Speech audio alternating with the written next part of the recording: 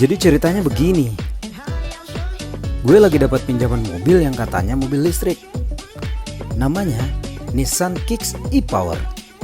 Tapi mobil ini juga punya mesin bensin loh. Hybrid? Sayangnya bukan. Ini adalah mobil listrik murni yang menggendong generator. Sampai di sini sudah paham kan? Yap, mobil ini memfungsikan mesin 1200 cc 3 silindernya jadi generator.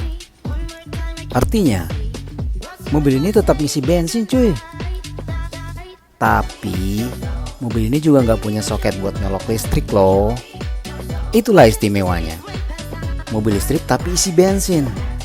Hingga akhirnya gue pilih untuk mengujinya ke Dieng. Tahu sendiri kan, jalan ke Dieng itu cukup menantang. Apalagi sekarang musim hujan. Sangat cocok untuk ngetes mobil listrik.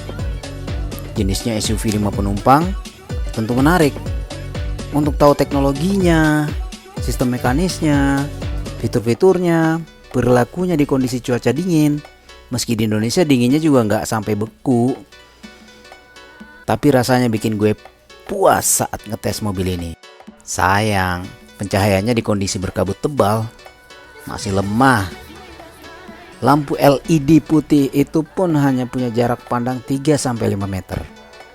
Pun harus disertai dengan kecepatan rendah untuk mencerna kondisi jalan. Mau tahu perjalanan gue ke Dieng?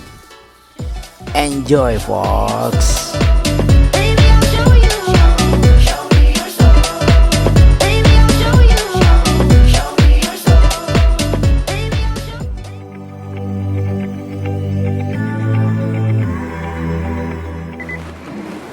Yo bro, apa kabar lo? Akhirnya gua nyampe lagi di satu daerah yang punya keunikan tersendiri, yaitu Dieng, Jawa Tengah. Seru pokoknya di sini karena semalam waktu pas nyampe di sini itu suhunya sampai 12 derajat. Lu bayangin 12 derajat gimana nggak menggigil di dalam kamar tuh. Tapi so far sih oke, nyaman. Perjalanan di sini juga cukup menantang karena kemarin sempat tersesat juga bosku. Jadi harusnya itu dari keluar tol Trans Jawa kita langsung menuju ke sini itu malah muter-muter jauh karena menghindari jalan-jalan yang lebih kecil. Oke, nanti gue ngeliatin fitur-fitur apa aja yang gue uji di sini. Fitur-fitur apa aja yang ada di mobil ini, yang jelas pasti seru pokoknya. Cus.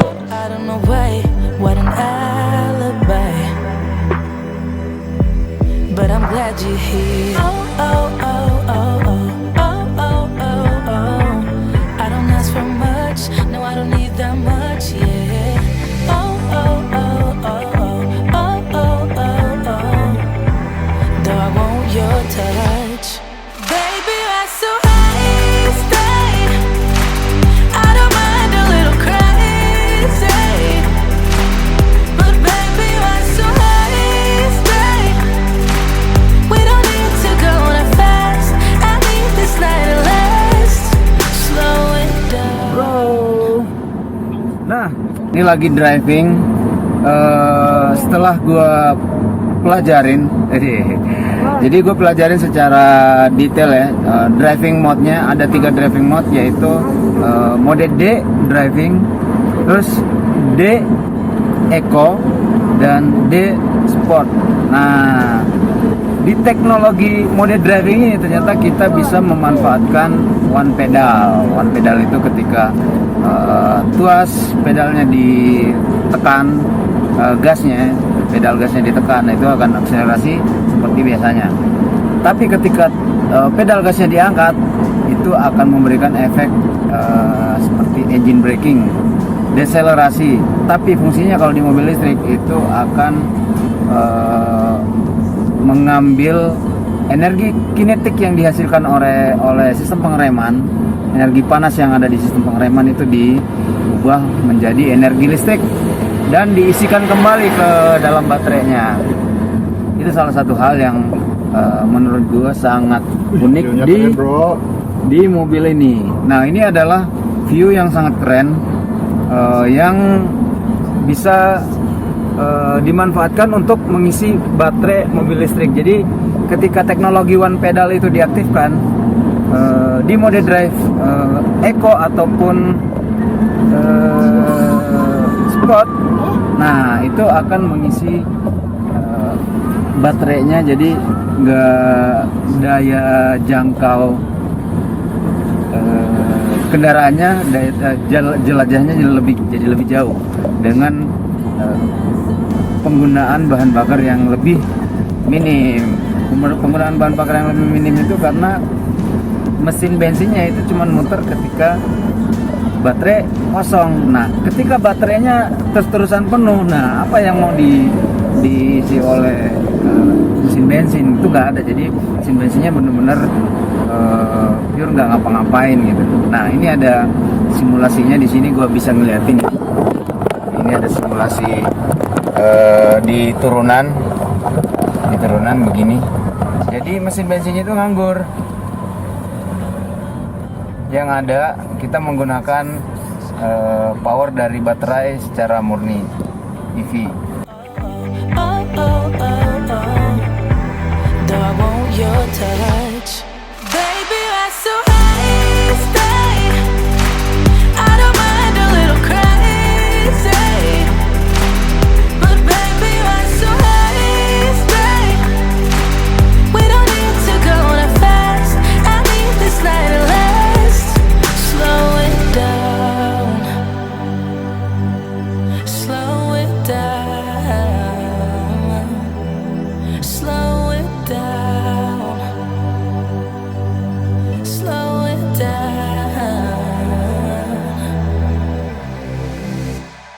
Baby, I so high, stay. I don't mind a little crazy, but baby, I so high, stay. We don't need to go that fast. I need this night to last. Baby, I so high, stay. I don't mind a little crazy, but baby, I so high, stay. We don't need to go that fast. I need this night to last. Hari ini akan gue beberin semuanya tentang Nissan Kicks e-Power. Kemarin gue ngetes ke kemana ya? Dieng.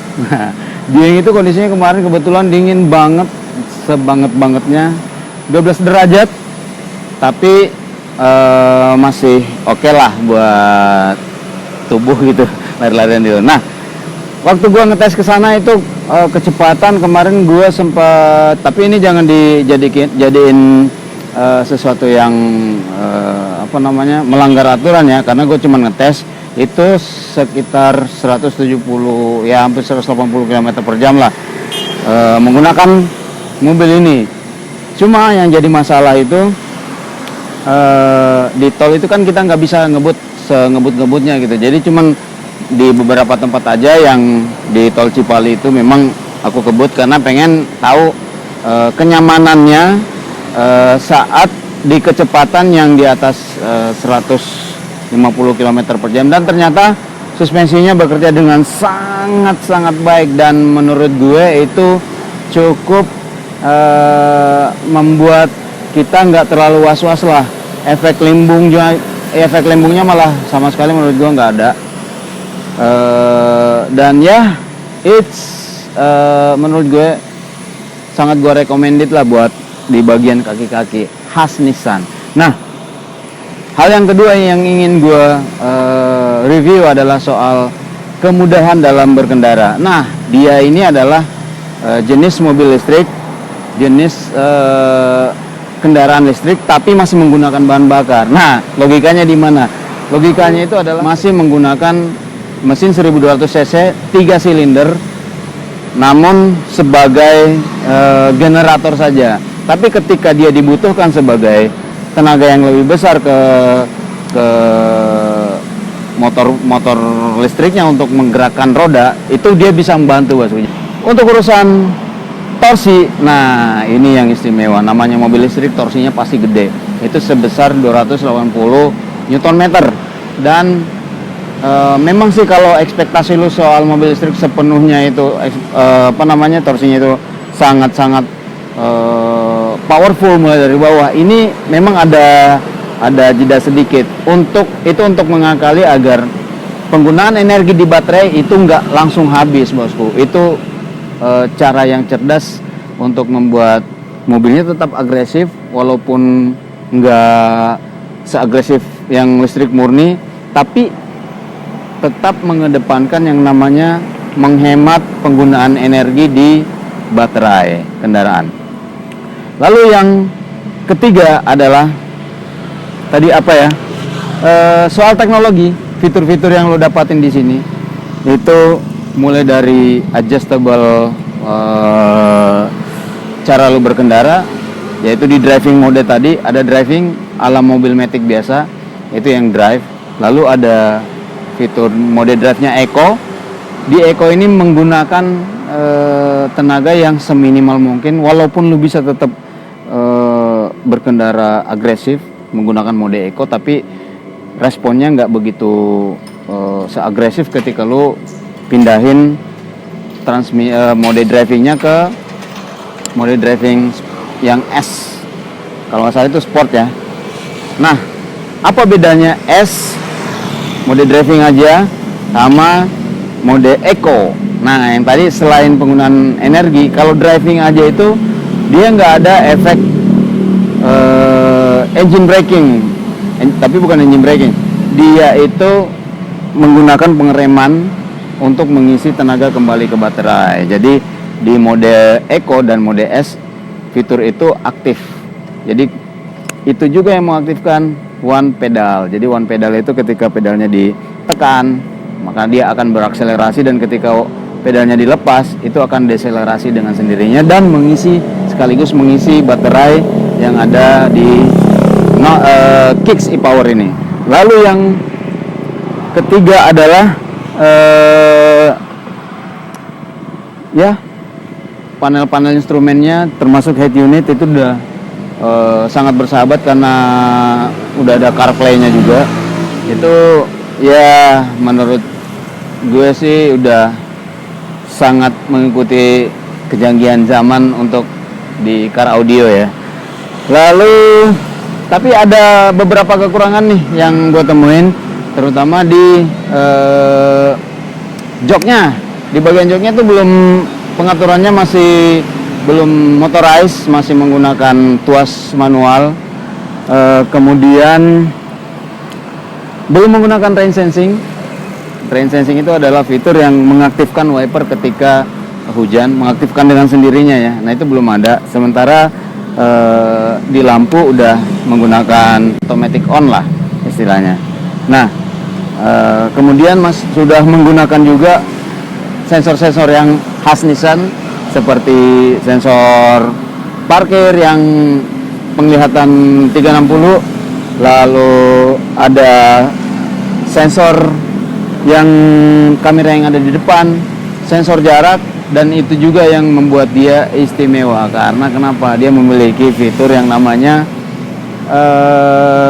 adaptive cruise control. Nah, cara mengaktifkan adaptive cruise control ini nggak perlu ribet-ribet, bosku. Lo tinggal pencet set, maka dia akan aktif dengan sendirinya. Ketika dia aktif, Anda tinggal mengatur jarak.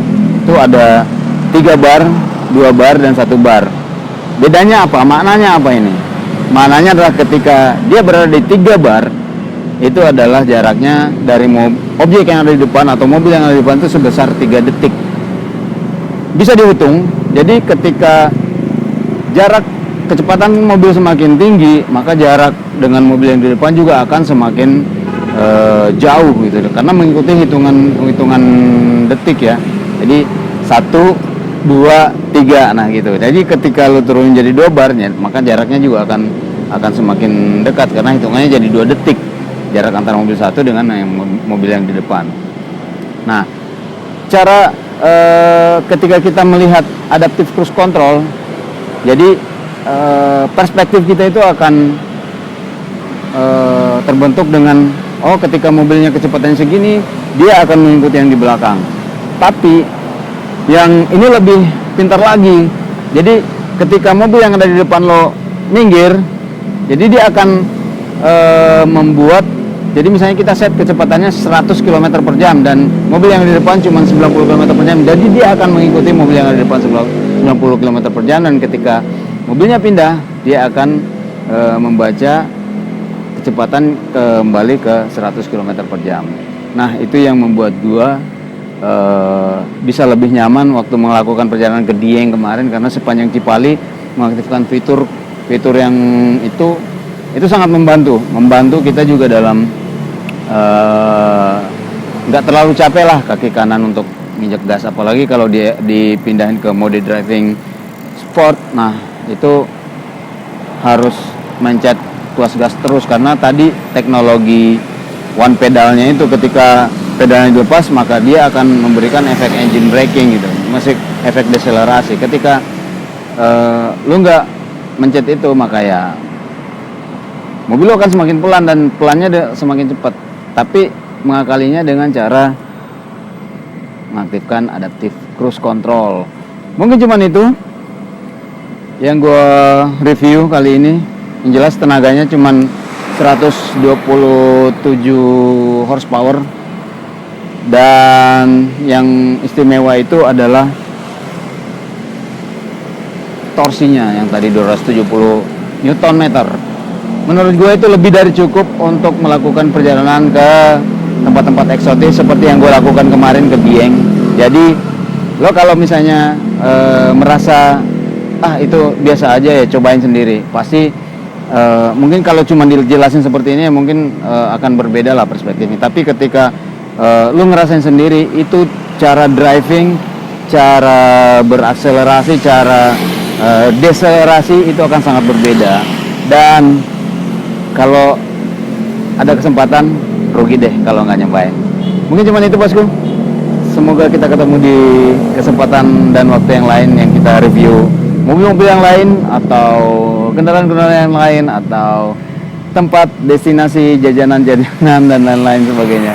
Oke deh, saya Garuda. Jangan lupa subscribe channel YouTube gue. Sebelum subscribe itu diharamkan. Ciao.